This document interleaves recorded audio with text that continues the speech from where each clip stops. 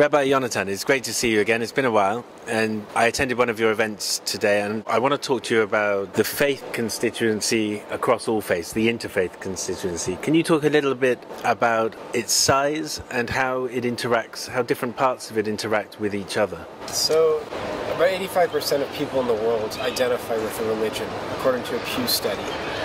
So that's most of the 8 billion people on Earth.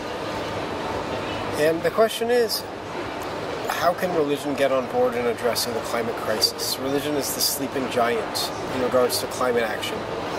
Religious institutions have huge land holdings, media systems, educational systems, and billions of followers. And so one thing that's amazing here at COP27, the UN Climate Conference in Sharm el-Sheikh, Egypt, is that people of many faiths are coming together. Imams, priests, pastors, rabbis, and we're finding common cause so that the next generation can inherit a livable, thriving, and spiritually aware planet. Do you feel that, I know that you're working across faiths, but do you feel that as a part of the Jewish community that you're achieving what you want to achieve in terms of climate action, communication, and all the rest? Every year that emissions go up on planet Earth, I feel like I'm not achieving what I want to achieve. And I see that humanity is not achieving what it wants to achieve.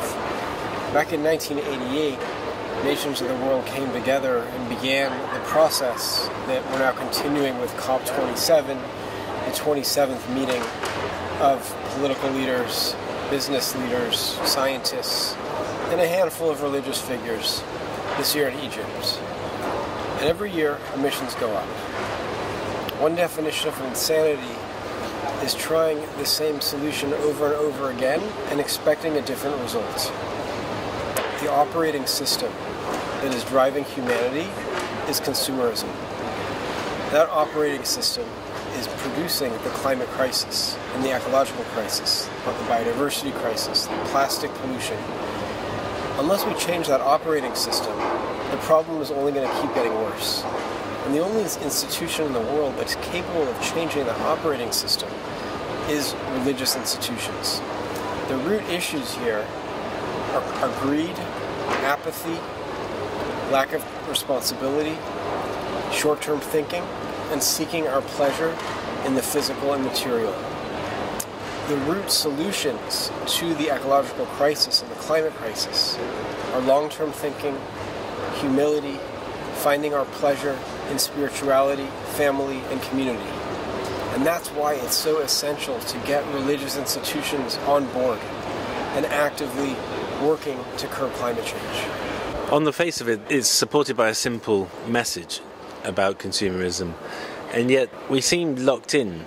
I mean, the system of consuming is consuming itself now. We're consuming ourselves. And the COPs, like you're saying, the COPs are insane because they literally track a rising tide of emissions. How do you take what you just said about faith groups having an impact further and make that a bit more tangible? Well, we just held a session this morning about what religious institutions are practically doing to curb climate change. And we had 9 speakers. Bishop Andreas Holmberg of the Church of Sweden spoke about how his church made a commitment a number of years ago to be carbon neutral by 2030 and how they're living up to that institution. They're putting renewable energy on their houses of worship. They have huge forests that they're managing. And their clergy are increasingly teaching on this topic. And I actually engage with Church of Sweden clergy who visit Jerusalem. An imam spoke about his work in the Islamic Society of North America to engage mosques and imams to teach and preach more on this topic. I edited a book called Eco Bible, which is connecting rabbinic commentary on Hebrew Bible verses, on 400 different verses. I'm also collaborating with a Lutheran pastor in Kentucky to produce a monthly Christian preaching resource to engage Christian clergy on preaching on this topic. So there's a lot of institutions that are doing work on this area, but it's still a drop in the bucket in terms of really moving the needle on 6 billion religious people taking this issue seriously and acting on it. Do you think there's an onus as well not a complete onus, but a responsibility to some degree of individuals who attend a church, a temple, or whatever place of worship to put pressure on the person who's at the front if they're not really engaging in it, to say that it's a two-way thing. So do you think that's a valid thing to say? It's definitely a two-way street, and most clergy in the world, whatever religion they are, don't teach or preach with any regularity on ecology, let alone on climate change. And so I believe that somebody who attends a house of worship should speak personally with their clergy member and say, this issue is very close to my heart. It's the most important issue because unless we live sustainably, nothing else matters. And therefore, I want to hear from you, priest, pastor, rabbi, imam, whoever you are, on this topic.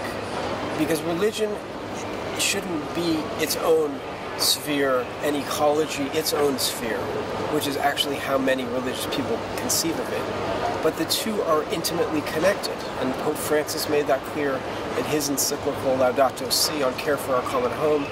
The ecumenical patriarch Bartholomew has been speaking about this for 30 years.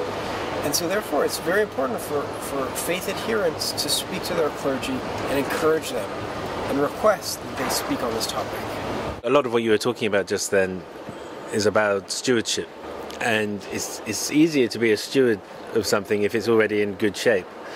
What we tend to be seeing now is the planet and the natural world is not in a great shape. It's rapidly deteriorating. We're losing species of animals that we don't even understand or probably don't have names for in some instances. How resilient do you think faith-based communities are around the world, and further afield, people who are really on the front lines?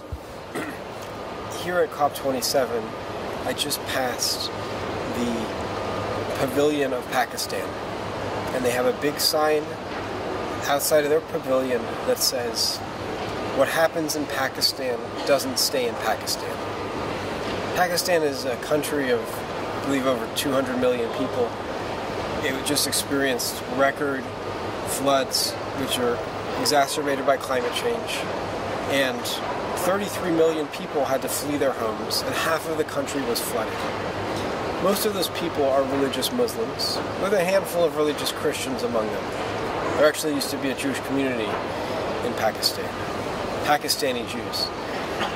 So what happens in Pakistan doesn't stay in Pakistan. And those religious people are now having to deal with the reality, 33 million of them, of being climate refugees. And so, a number of religious communities are waking up to the reality that they can only ignore this problem for so long before the hurricane or the flood or the fire comes knocking on their door.